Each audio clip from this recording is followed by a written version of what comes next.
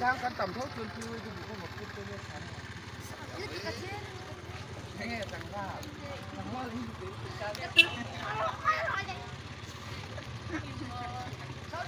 cái là u chỉ có là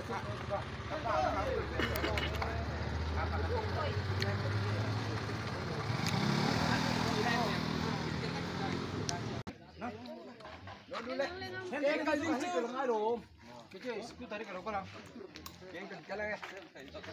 nó hai này nó lo có hàng xiêm mấy tàu ăn cái gì mà cái gì ô hai bình chữ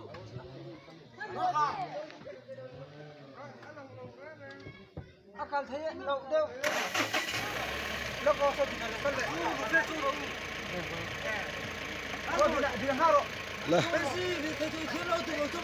lang tur te liam don ta bùn con don này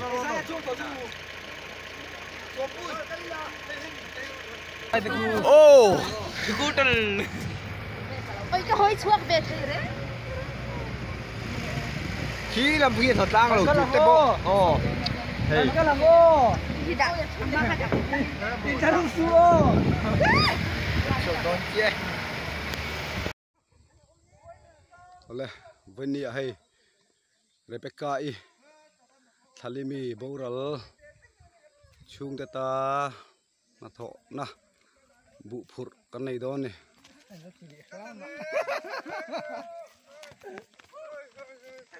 hay gan nular tlang fal te ron thok chuak kan hi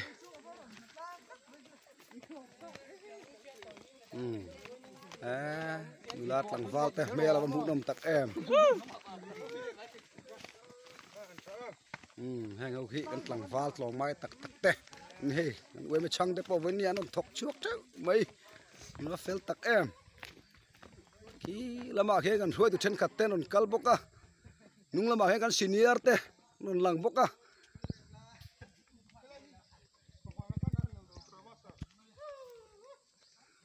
ที่ไรบ้านนนพัดลัวมันซีเนียร์เต้นวันนี้อะเฉียดตอกทุ่งตะนบุกันพูดโดนนี่ไว้สามอวยเมเต้นมันว่าติเราปุยชินตักเอ็มให้หลังวาลมูนะมาโมยวาลเราวะขี้ละยันหลังวาลกุ้งอ่ะเราคัลเมกันนี่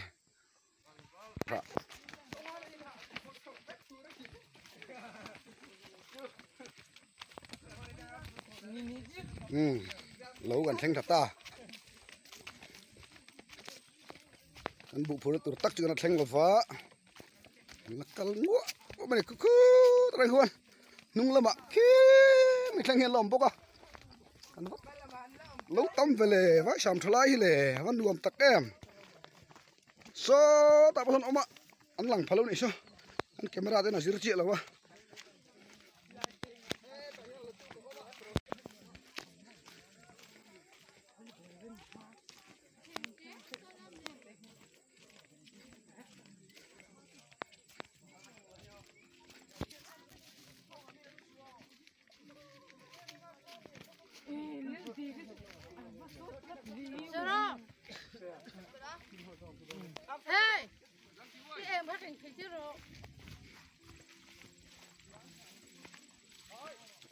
Pasal pakai tiro. Jangan jangan. Kalau ni. Kalau. Atik lau.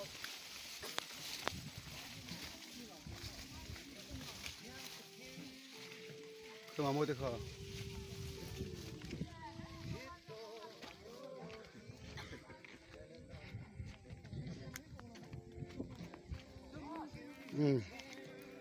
Tha mình thanh ta. Cái này hơn bộ phục tù các chú ông ạ.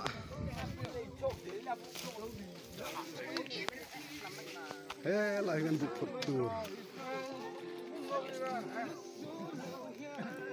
Vậy bỏ cost có cái này em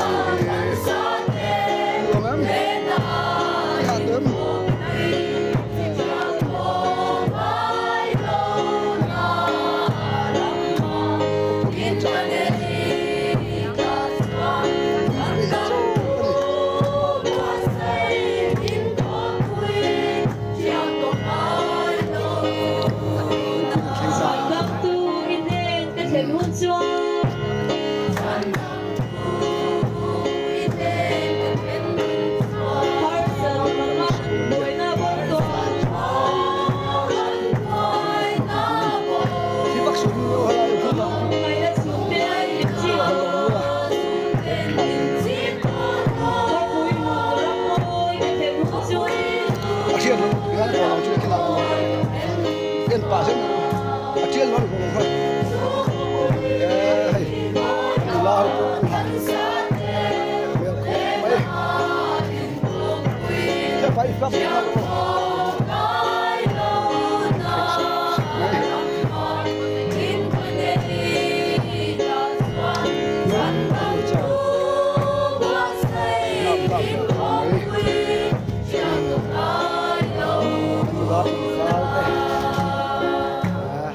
sự được vinh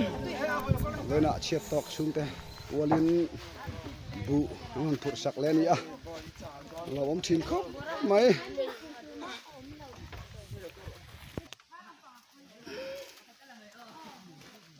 chuồn vó rồi thế nghe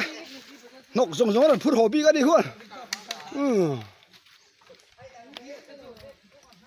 anh nuôi à bu phút à bạc giống ai xịt pulin thế làm phút này gần như là bằng val te hạ chín khóc mấy khu là nu la chân khát nó sang lại mê vô cái nu la lò mi lệ nu la val rồi bà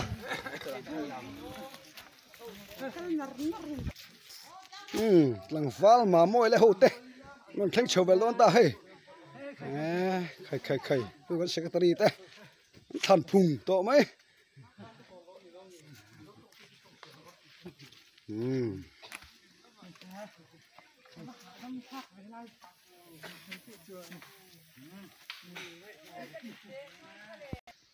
abura kha athana kena jo tin thum to pani ha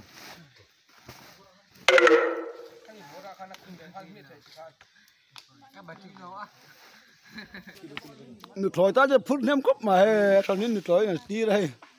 phút tắm riêu mà lại con nó cắn sầu ngũ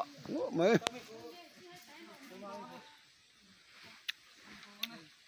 hút lằng vào sầu mà nó phút tắm khóc mấy rồi ngắt thật sầu ồ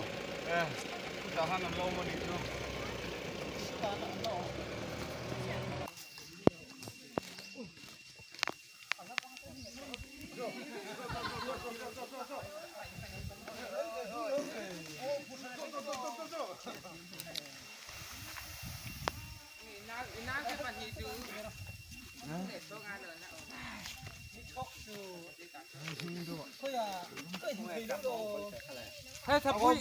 ý ngốc có ơi. Ô, hey, nó xem luôn. Ôi, tú phồn nghe.